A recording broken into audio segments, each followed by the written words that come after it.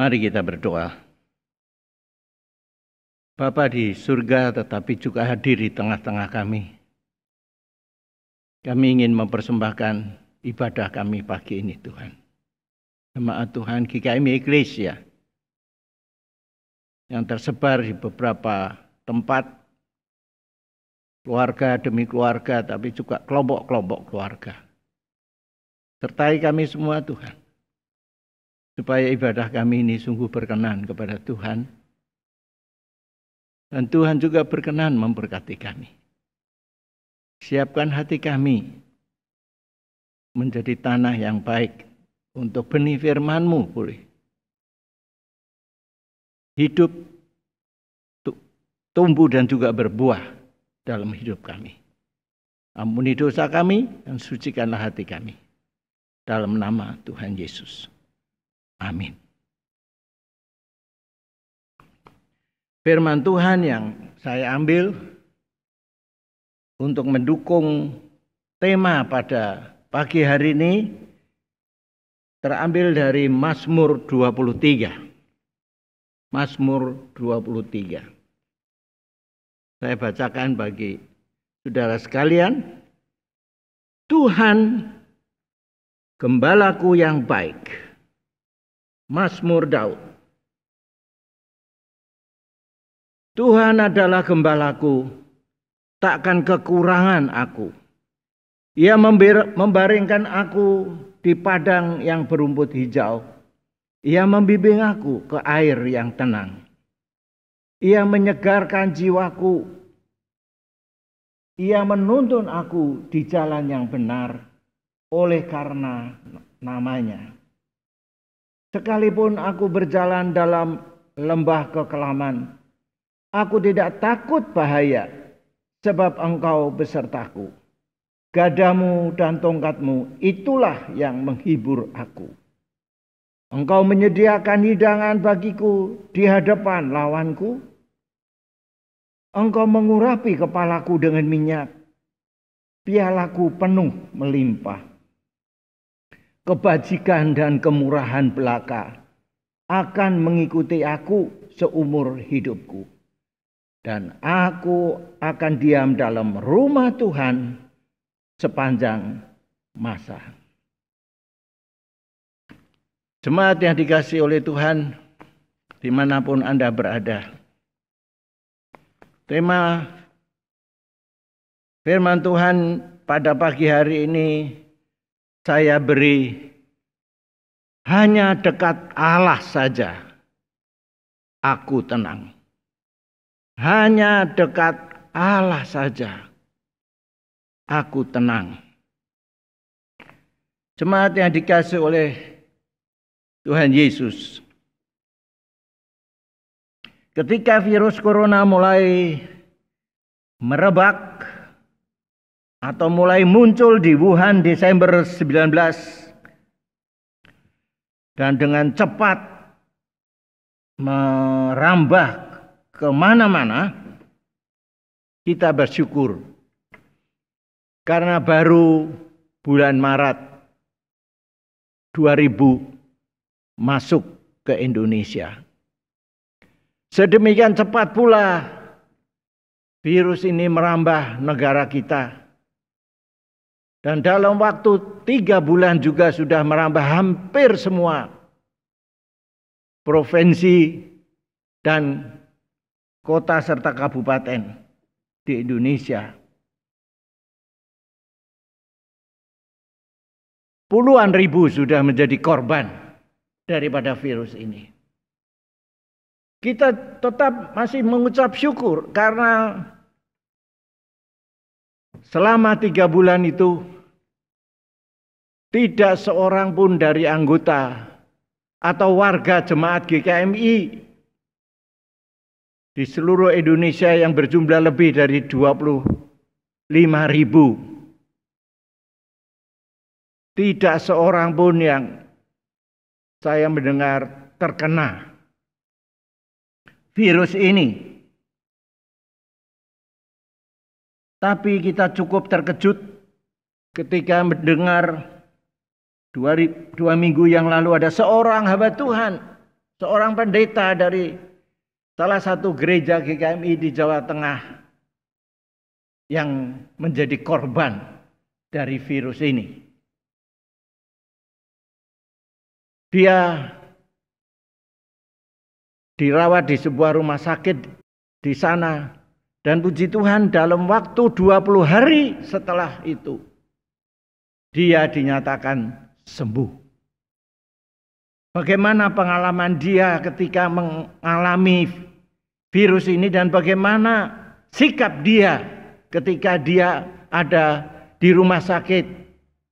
Kita bisa baca kesaksiannya di majalah berita GKMI atau juga di video ya, yang bisa dikutip atau diambil dari YouTube. Nah, saudara-saudara, dengan demikian virus corona ini tidak terlalu jauh lagi dengan kita, warga GKMI. Sudah amat dekat, sudah di depan mata kita. Berita tentang ditemukannya Vaksinovac dari RRC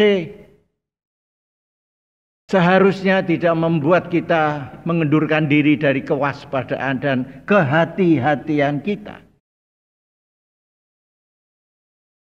Walaupun memang sudah ditemukan dan sudah diuji coba, tetapi menurut perkiraan, kalau memang semua berjalan dengan baik, maka baru diproduksi sekitar awal 2001. Hal ini pastilah akan menambah kita semakin gelisah karena jarak waktu yang ada. Mungkin sekitar setengah tahun, bahkan bisa lebih lagi.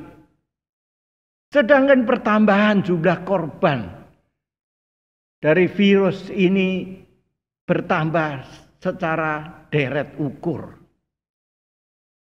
Nah, saudara-saudara yang dikasihi oleh Tuhan Yesus, bagaimana kita menanggapi ini? Mau tidak mau, rasa gelisah, rasa khawatir, rasa galau, rasa panik, perasaan tidak tenang tetap menghantui kita semua. Berita apa yang paling kita butuhkan saat ini? Berita bahwa Bali di mana kita tinggal ini akan segera dibuka untuk domestik, baik untuk wisatawan baik dari domestik maupun dari luar negeri, atau ditemukannya vaksin yang sedang diuji coba, atau di beberapa daerah tingkat perkembangan COVID ini sudah menurun. Memang semuanya itu cukup, sedikit banyak cukup menghiburkan kita. Tetapi apakah itu cukup menghilangkan rasa gelisah kita saat ini dan juga saat mendatang? Saudara-saudara yang dikasihi oleh Tuhan Yesus, berita yang paling kita butuhkan saat ini adalah berita yang bisa membuat kita menjadi tenang dalam hidup kita. Dan berita itu tidak lain adalah berita dari sorga, berita dari Allah. Saudara-saudara yang dikasihi oleh Tuhan Yesus, ketenangan yang kita alami baru akan datang jikalau kita mendapatkan berita dari Tuhan. Ada banyak firman Tuhan yang bisa menolong kita untuk menghadapi COVID-19 ini. untuk membuat hati kita menjadi tenang. Tapi pagi ini saya hanya mengambil 1-2 bagian dari Alkitab, yaitu dari Mazmur 23 tadi dan Yohanes 10. Yang keduanya sudah tidak asing lagi bagi kita, bukan? Dalam Mazmur 23, Daud menyaksikan pengalaman yang nyata di dalam hidupnya. Hidup bersama dengan Tuhan. Pastilah bahwa ini diilhami oleh pengalaman Daud ketika dia masih menjadi gembala domba ayahnya Isai. Daud benar-benar mengalami ketenangan di dalam hidupnya bersama Allah sebagai gembalanya. Seperti yang dikatakannya di dalam ayat yang kedua dari Mazmur 23 tadi. Ia membaringkan aku di padang yang berumput hijau. Ia membimbing aku ke air yang tenang. Ini menggambarkan tentang ketenangan hati Daud pada waktu dia menuliskan Mazmur 23. Di sini ketenangan yang Daud alami meliputi ketenangan atau berarti juga rasa aman, rasa nyaman di dalam hidupnya, rasa damai, dan juga sejahtera. Bagi Daud, walaupun hidupnya sering mengalami bahaya, misalnya ketika dia mengembalakan domba-domba ayahnya, dia menghadapi bahaya serigala yang ganas yang berusaha untuk menerkam domba-dombanya.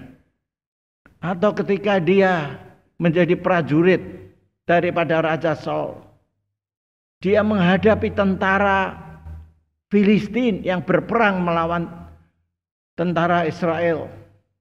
Lebih-lebih lagi ketika dia harus berhadapan dengan Goliat yang tinggi besar, ditakuti oleh semua orang Israel, yang menantang dan menghinakan bahkan juga Allah Israel. Dihinakannya. Dan tidak sampai di situ saja. Ketika dia diangkat oleh Saul menjadi menantunya, tidak lepas juga dia mengalami kesulitan. Karena kecemburuan dan kebencian daripada Saul yang adalah ayah mertuanya. Dia dicoba beberapa kali untuk dibunuh. Bahkan juga dia harus melarikan diri. Dia dikejar-kejar kemana dia bersembunyi. Demikian juga ketika dia sudah menjadi raja Israel. Ternyata masalah masih menghinggapi dirinya. Bahkan lebih lagi karena pada waktu itu dia akan dibunuh oleh anaknya sendiri, Absalom. Nah, saudara-saudara yang dikasihi oleh Tuhan Yesus, dalam hal yang demikian, dalam situasi yang demikian, Daud masih bisa merasakan bahwa Allah beserta dia. Ada ketenangan di dalam dia. Ada hubungan yang dekat dengan Allahnya.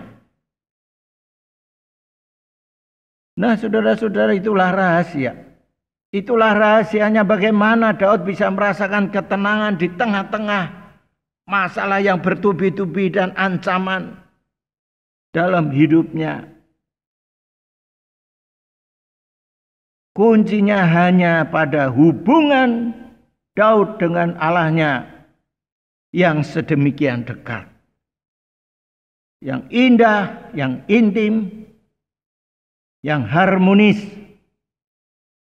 sebagaimana dia ungkapkan di dalam Mazmur 23 ini. Mari kita pelajari lebih lanjut. Ayat yang pertama, Daud mengakui Allah sebagai gembalanya. Dan ini disaksikan melalui hidupnya, di mana dia bersaksi bahwa dia tidak mengalami kekurangan apapun. Tuhan adalah gembalaku, takkan kekurangan aku. Kata tak kekurangan aku ini berarti tidak ada lagi kebutuhan yang dia tidak alami, tidak nikmati. Ya. Tidak ada lagi keinginan hatinya untuk mendapatkan ini dan itu lagi, karena semuanya dia sudah terima, dia sudah alami di dalam hidupnya. Itu dia uraikan lebih lanjut bahwa Daud mengalami pemeliharaan, perlindungan, pimpinan dan bimbingan dari Allahnya. Bahwa Daud mengalami ketenangan dalam hidupnya yang unconditional. Artinya ketenangan yang ada di dalam dirinya tidak dipengaruhi oleh apapun yang terjadi dalam hidupnya. Bahwa Allah melindunginya saat hidupnya sedang terancam bahaya. Ayat yang keempat. Bahwa Allah mencukupi kebutuhan akan makanan dan minuman dengan berlimpah. Ayat yang kelima. Dan juga bahwa Allah melengkapi Daud dengan karakter yang penting, yaitu kebajikan dan kemurahan. Ayat yang keenam. Dan Allah juga membimbing dia di jalan yang benar, sehingga tidak mungkin dia tersesat.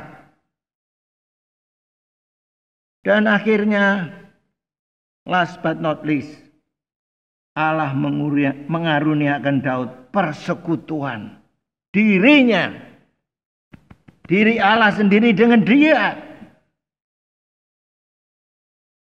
Persekutuan untuk selama-lamanya, sepanjang masa. Artinya bahwa selama hidup di dunia ini dan juga di surga nanti. Jadi kita melihat melalui Mazmur 23 ini pengalaman Daud, pengalaman hidup Daud. Bahwa Daud benar-benar mengalami ketenangan dalam hidupnya secara lengkap. Baik jasmania, batinia, dan juga rohania. Itulah yang Daud artikan dalam ayat yang pertama. Tuhan adalah gembalaku, takkan kekurangan aku. Kedekatan Daud dengan Allahnya dinyatakan Daud lagi di dalam Mazmur 62 ayat 2 dan 3. Kita baca Mazmur 62 ayat 2 dan 3. Hanya dekat Allah saja aku tenang. Daripadanya lah keselamatanku. Hanya dialah gunung batuku dan keselamatanku. Kota betengku, aku tidak akan goyah. Jemaat yang dikasihi oleh Tuhan, sifat Allah yang digambarkan sedemikian jelas dan nyata oleh Daud di dalam hidupnya, juga diwujud nyatakan dalam diri Yesus Kristus. Karena Anak dan Bapa, Yesus dan Allah Bapa adalah satu. Yohanes 10 ayat yang ke-30. Karena itu sebagaimana Daud mengakui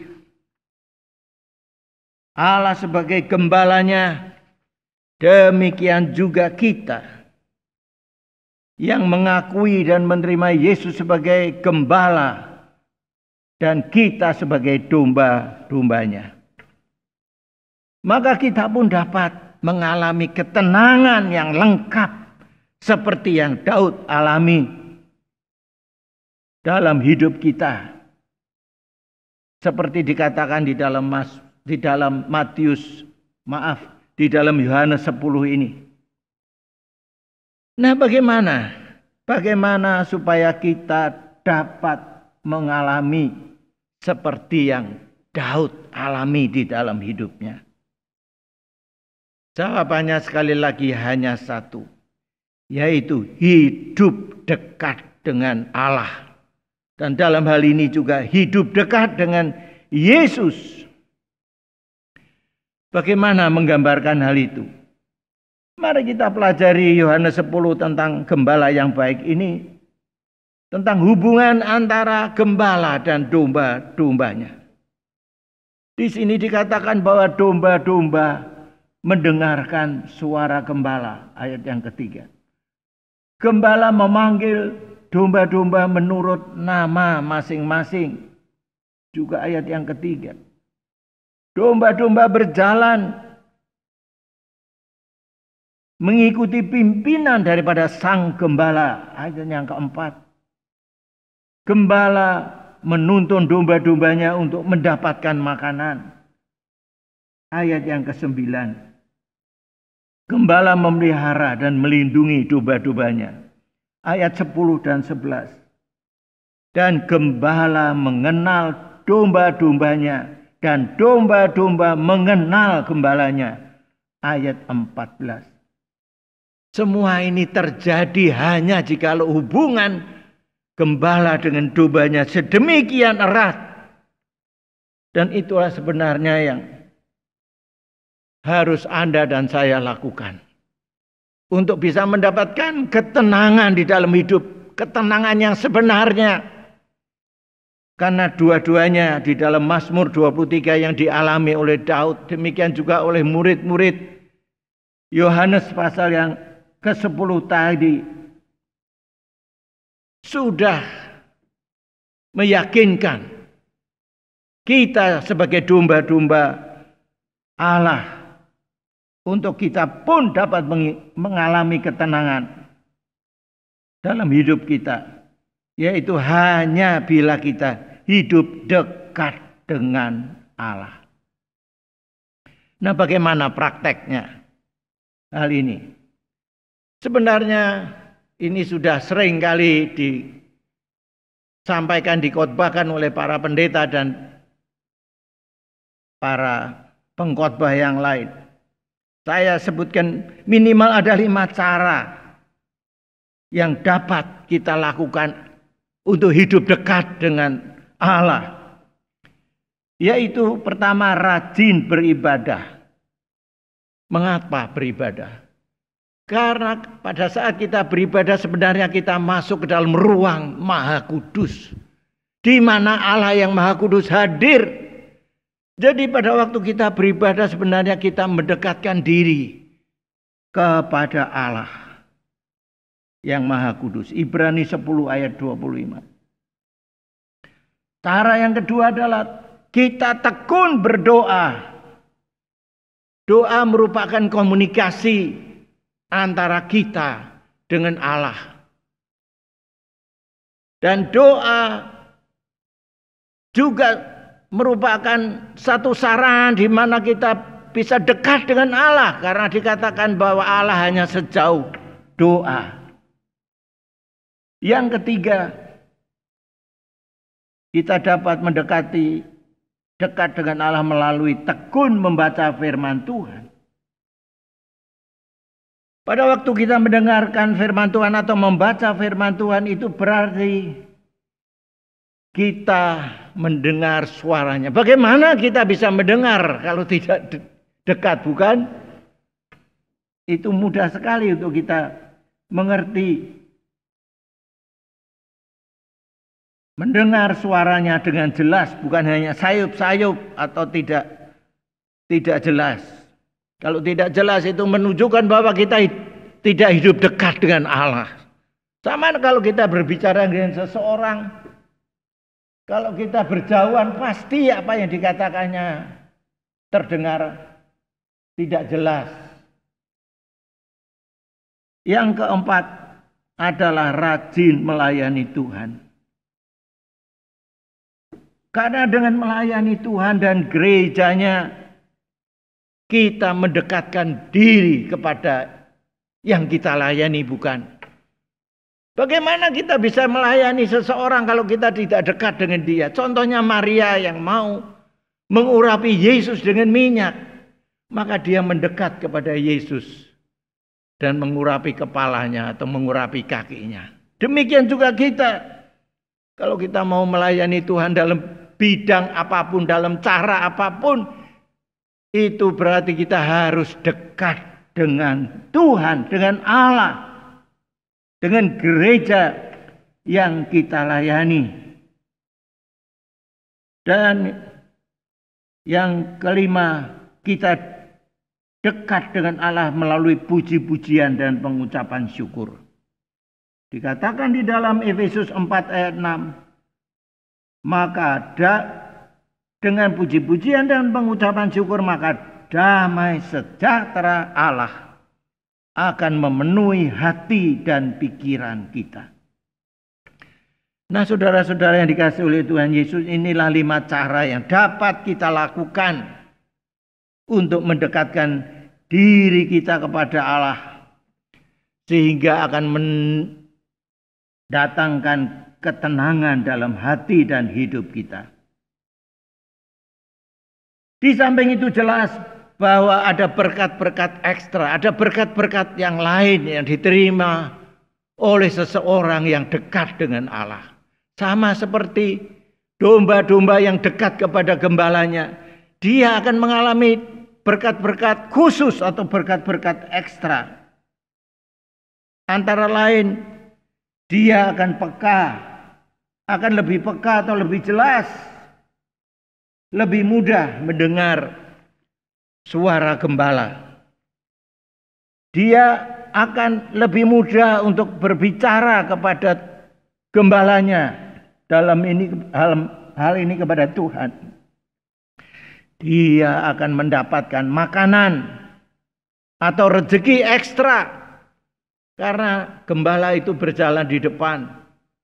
Dia juga membawa tongkat sehingga pada waktu berjalan dan kemudian menemukan sebuah tanaman atau pohon mangga katakanlah, maka kalau gembala itu dengan tongkatnya mengambil mangga atau daun-daun, maka domba yang terdekatlah yang lebih dulu untuk mendapatkan makanan tersebut. Dia akan mendapatkan perlindungan dan pertolongan dari bahaya, mendapatkan perlindungan dan pertolongan yang pertama pada saat menghadapi bahaya. Dan bukan domba-domba yang masih jauh, apalagi kalau domba-domba itu berjalan menurut jalannya sendiri, tidak menurut pimpinan daripada gembalanya. Dia akan merasakan ketenangan.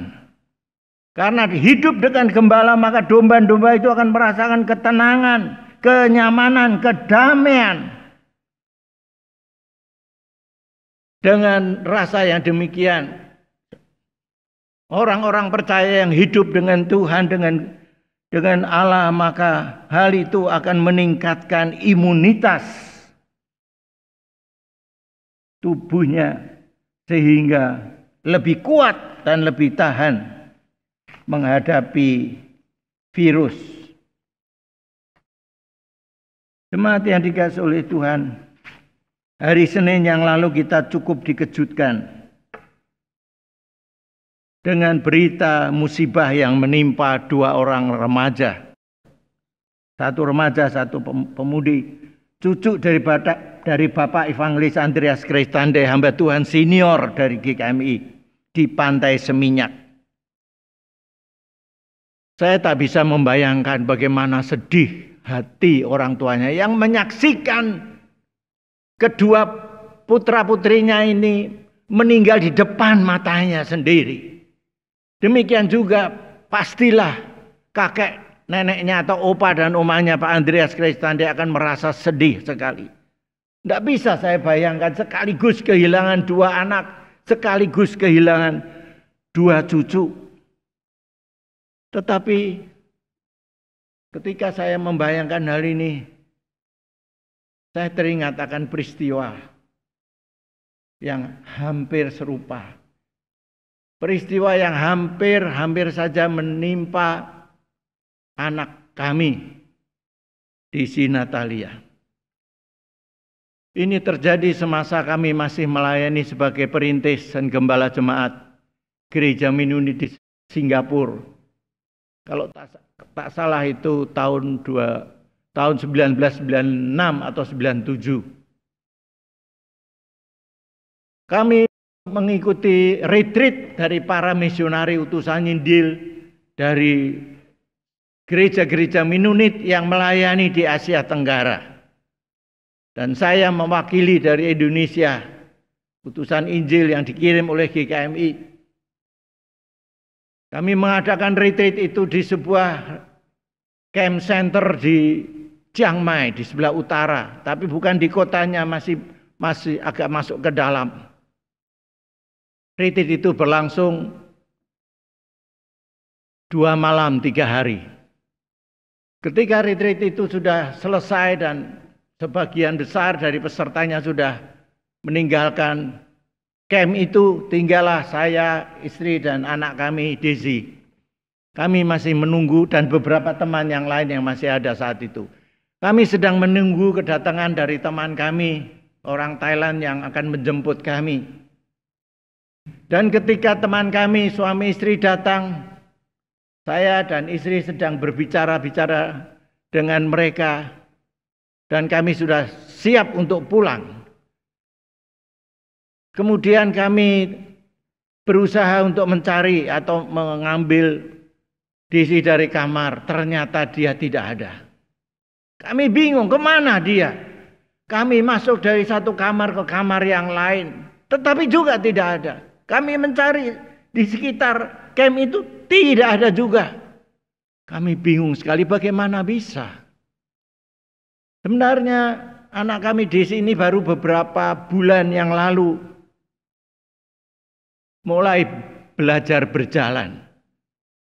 Karena menurut dokter di Amerika ketika kami akan meninggalkan Amerika, kami bertanya kira-kira bagaimana dengan anak kami Desi yang pada saat itu masih berjalan ngingsot ya bahasa Jawanya itu.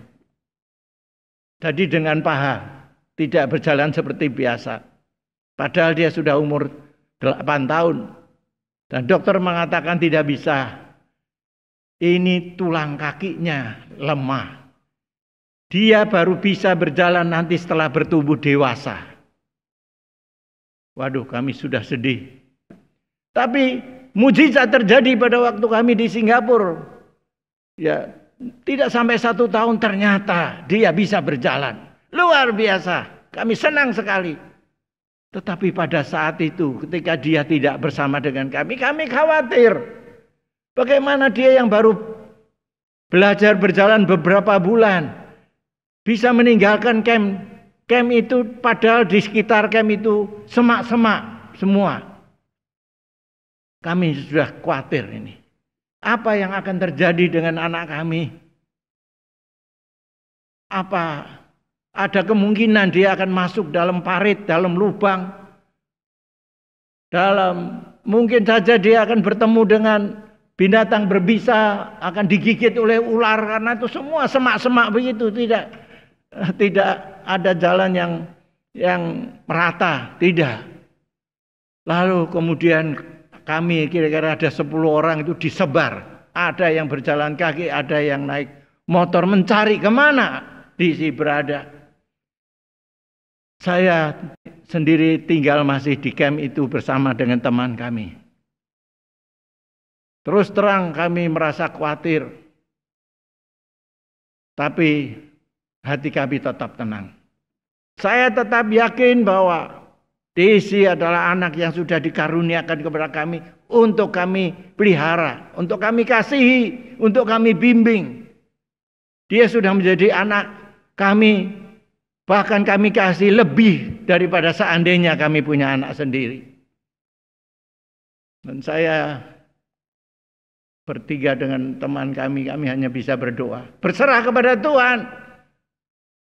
Bagaimanapun juga dia adalah anak Tuhan yang dipercayakan kepada kami. Walaupun beberapa orang mempunyai pendapat bahwa anak dengan kelemahan seperti penyakit yang dialami oleh anak kami hanya bisa bertahan maksimum 20 tahun. Tetapi saat itu baru umur 7 atau 8 tahun, masakan Tuhan sudah secepat itu engkau akan ambil. Tapi bagaimana juga kami berserah. Kami tetap tenang. Ya. Kami hanya duduk dan berdoa dan merenung. Dan tidak lama, kurang dari 1 jam, ada dari teman kami yang membawa sepeda motor. Menemukan anak kami. Puji Tuhan.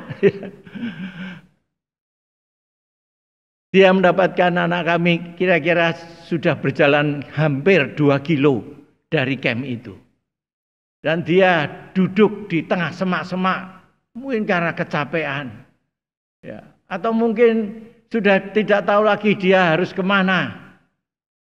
Dan dia rupanya mungkin sudah, atau mau pipis begitu nggak tahu. Celananya juga sudah diturunkan. Nah, saudara-saudara, itulah salah satu pengalaman kami yang cukup merisaukan hati kami, mengkhawatirkan hati kami, mengganggu ketenangan jiwa kami saat itu. Tapi sekali lagi kami tetap tenang. Karena kami yakin bahwa Tuhan mengutus kami ke Singapura bukan untuk piknik atau wisatawan, tetapi untuk melayani Tuhan, melayani gereja Tuhan. Jemaat yang dikasihi oleh Tuhan Yesus, jemaat GKMI, Eklesia, tidak luput daripada sekarang ini mengalami gundah gulana, galau, takut, khawatir apa yang akan terjadi pada masa depan ini. Tetapi marilah kita di tengah-tengah pandemi COVID-19 yang masih mengancam kita, marilah kita menghadapinya dengan hati dan pikiran yang tenang. Dengan satu cara saja, yaitu hidup dekat dengan Allah. Maukah saudara? Amin.